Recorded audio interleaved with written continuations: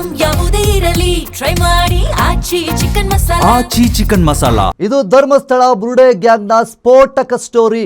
ಬುರುಡೆ gang ವಿರುದ್ಧವೇ ತಿರುಗು ಬಿದ್ದ ಚಿನ್ನಯ್ಯ. ಬುರುಡೆ gang ವಿರುದ್ಧ ಹೈಕೋರ್ಟ್ ಮೆಟ್ಟಿಲೇರಿದ್ದಾರೆ ಚಿನ್ನಯ್ಯ ಅವರು.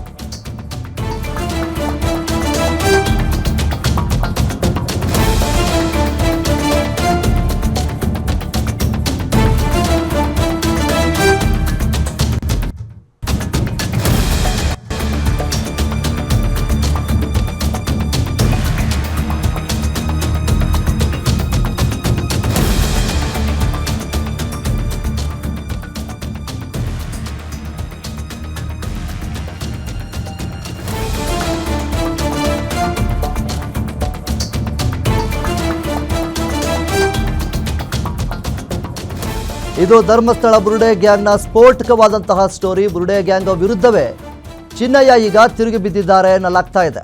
ಬುರುಡೆ ಗ್ಯಾಂಗ್ ವಿರುದ್ಧ ಹೈಕೋರ್ಟ್ ಮೆಟ್ಟಿಲೇರಿದ್ದಾರೆ ಚಿನ್ನಯ್ಯ ಅವರು.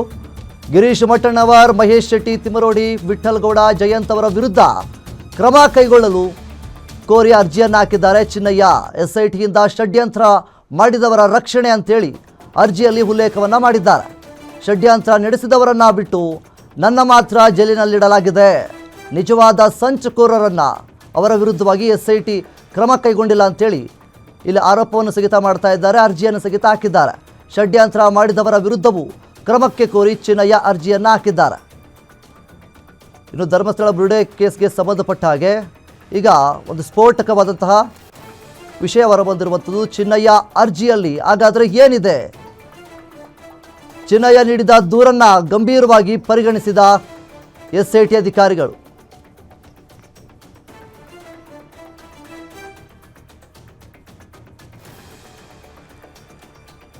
ಇನ್ನು ಚಿನ್ನಯ್ಯ ಅರ್ಜಿಯಲ್ಲಿ ಹಾಗಾದರೆ ಏನಿದೆ?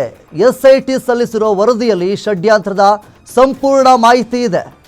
ಜೊತೆಗೆ ಆದರೂ SIT ಷಡ್ಯಂತ್ರ ನಡೆಸಿದವರ ವಿರುದ್ಧ ಕ್ರಮ ಕೈಗೊಂಡಿಲ್ಲ.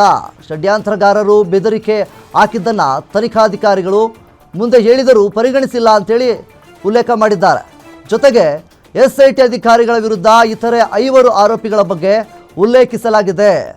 ಆದರೂ ಆ 5 ಆರೋಪಿಗಳ ವಿರುದ್ಧ SIT ಅಧಿಕಾರಿಗಳು ಕ್ರಮವನ್ನು ಕೈಗೊಂಡಿಲ್ಲ. 2025 ಡಿಸೆಂಬರ್ 18ರಂದು ಷಡ್ಯಂತ್ರ ಮಾಡಿದವರ ವಿರುದ್ಧ ದೂರು ನೀಡಿದರು ಚಿನ್ನಯ್ಯ ಅವರು. ಚಿನ್ನಯ್ಯ ನೀಡಿದ ದೂರನ್ನು ಈಗ ಗಂಭೀರವಾಗಿ ಪರಿಗಣಿಸದ SIT ಅಧಿಕಾರಿಗಳು ಮಠಣ್ಣನವರ್, ತಿಮರೋಡಿ, ವಿಠಲ್ ಗೌಡ, ಜಯಂತ್, ಸಮೀರ್ ವಿರುದ್ಧ ದೂರನ್ನು ನೀಡಿದರು. ಈಗಾಗಲೇ ಗಿರೀಶ್ ಮಠಣ್ಣವರ್ ಚಿನ್ನಯ್ಯಗೆ ಎದುರಿಸಿ 30ರಿಂದ 35 ವಿಡಿಯೋ ಮಾಡಿಸಿದ್ದಾಗಿ ಉಲ್ಲೇಖವನ್ನು ಮಾಡಿದ್ದಾರೆ. ಪ್ರಕಾಶ್ ರಾಜ್ ಬಗ್ಗೆಯೂ ಕೂಡ ಉಲ್ಲೇಖ ಮಾಡಿದ್ದಾರೆ ಚಿನ್ನಯ್ಯ ಅವರು. ಮಠಣ್ಣವರ್ ಹೇಳಿದಂತೆ ಪೊಲೀಸರ ಮುಂದೆ ಹೇಳುವಂತೆ ಹೇಳಿದ್ದ ಪ್ರಕಾಶ್ ರಾಜ್ ಕೇರಳ ಮಹಿಳೆಯ ಅತ್ಯಾಚಾರ ಅಂತ SIT ರಚನೆಗೆ ಒತ್ತಡದ ಬಗ್ಗೆಯೂ ಸಹಿತ ಇಲ್ಲಿ ಉಲ್ಲೇಖವನ್ನು ಮಾಡಿದ್ದಾರೆ. ವೀರೇಂದ್ರ ಹೆಗ್ಗಡೆ ಜೈಲಿಗೆ ಕಳುಹಿಸಲು 200 ಕೋಟಿ ವೆಚ್ಚಕ್ಕೆ ಮುಂದಾಗಿತ್ತ ಬುರುಡೆ ಗ್ಯಾಂಗ್ ಅನ್ನುವಂಥದ್ದು ಕೂಡ ಒಂದು ಕಡೆ ಪ್ರಶ್ನೆ ಆಗಿತ್ತು. ಚಿನ್ನಯ್ಯಗೆ 50 ಲಕ್ಷ ನೀಡುವ ಭರವಸೆಯನ್ನು ನೀಡಿದ ತಿಮರೋಡಿ, ಗಿರೀಶ್ ಮಠಣ್ಣವರ್ ಷಡ್ಯಂತ್ರದ ಹಿಂದೆ ದೊಡ್ಡ ಮಟ್ಟದ ಹಣಕಾಸಿನ ವಹಿವಾಟು ವಿಷಯ ಈಗ ಚಿನ್ನಯ್ಯ ಬಿಚ್ಚಿಟ್ಟಿದ್ದಾರೆ. ಬುರುಡೆ ಗ್ಯಾಂಗ್ ತೋರಿಸಿದ್ದ ಜಾಗದಲ್ಲಿ ಹೆಣ ಹೊತ್ತಿದ್ದಾಗಿ ಹೇಳುವಂತೆ ಚಿನ್ನಯ್ಯಗೆ ಬೆದರಿಕೆ ಹಾಕಿದ್ರಂತೆ. ಇನ್ನು ಬೆದರಿಕೆ ಹೇಳಿದ ಕಡೆಯೆಲ್ಲ ತೋರಿಸದಿದ್ದಲ್ಲಿ ನಿನ್ನ ಹೆಂಡತಿಯನ್ನು ಕೊಲೆ ಮಾಡುವ ಬೆದರಿಕೆಯನ್ನು ಕೂಡ ಹಾಕಿದ್ರಂತೆ.